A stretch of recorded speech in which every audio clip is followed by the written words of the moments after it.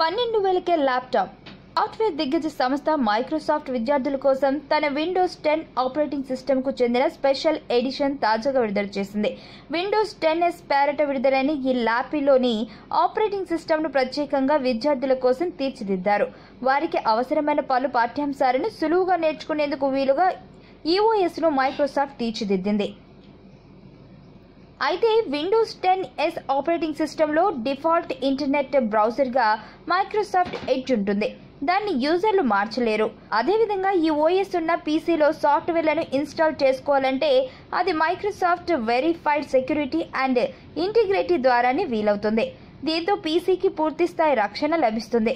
వైరస్లు, మాల్వేర్లు అంత సులభంగా వ్యాపించేందుకు వీలుండదు.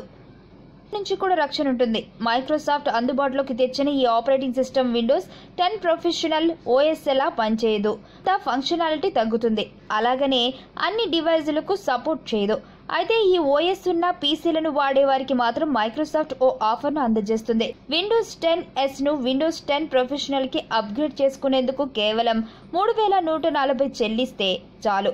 సాఫ్ట్వేర్ కొత్త వెర్షన్ కు అప్గ్రేడ్ అవుతుంది. అప్పుడు ఏకంగా విండోస్ 10 ప్రొఫెషనల్ ఎడిషన్ ని స్టూడెంట్లు వాడుకోవచ్చు.